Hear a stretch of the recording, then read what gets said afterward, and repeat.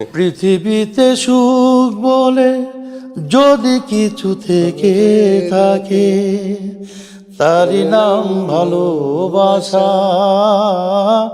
তারই নাম প্রেম। সালমানের স্মরণে এই গানটা স্মরণ করলাম আজকে।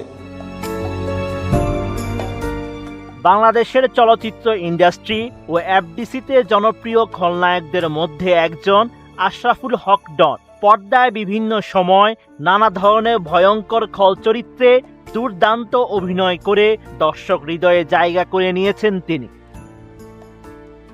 তবে পর্দায় ভিলেন চরিত্রে দেখা গেলেও বাস্তব জীবনে তিনি ছিলেন সম্পূর্ণ ভিন্ন।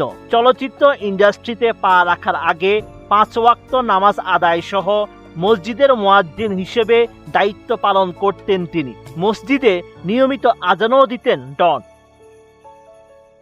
9 আগস্ট ঢালিউডের নক্ষত্র নায়ক সালমান শাহ হত্যা মামলায় খল চরিত্রের অভিনয় শিল্পী ডনকে আটকের পর গ্রেপ্তার দেখিয়েছে সিআইডি। আর গ্রেপ্তার হওয়ার পর নতুন করে আলোচনায় এসেছে তার নাম। কেননা ইন্ডাস্ট্রিতে এই অভিনেতার পরিচয় শুধু একজন খল অভিনেতা হিসেবে নয়, প্রয়াত নায়ক সালমান শাহর ঘনিষ্ঠ বন্ধু হিসেবেও পরিচিত তিনি।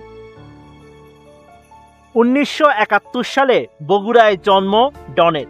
10 ভাই বোনের মধ্যে তিনি সবার ছোট। তার বাবা মারা গেলেও বর্তমানে যুক্তরাষ্ট্রে বসবাস করছেন তার মা।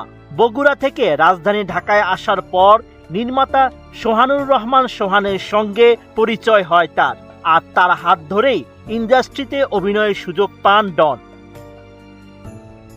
নির্মাতা সোহানের পরিচালনায় লাভ সিনেমায় অভিষেক হয় ডনের। তবে তার মুক্তিপ্রাপ্ত প্রথম সিনেমা কেয়ামত থেকে কেয়ামত, আর সিনেমাটিতে অভিনয়ের সূত্রে সালমান শাহর সঙ্গে পরিচয় হয়। সেই পরিচয় গড়ায় ঘনিষ্ঠ বন্ধুত্বে।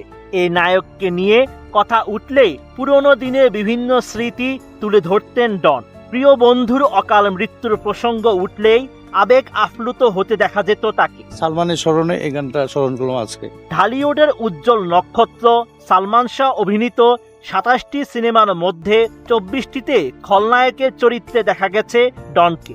90-এর দশকে তার অভিনীত সিনেমা দর্শক মহলে ব্যাপক সাড়া ফেলে।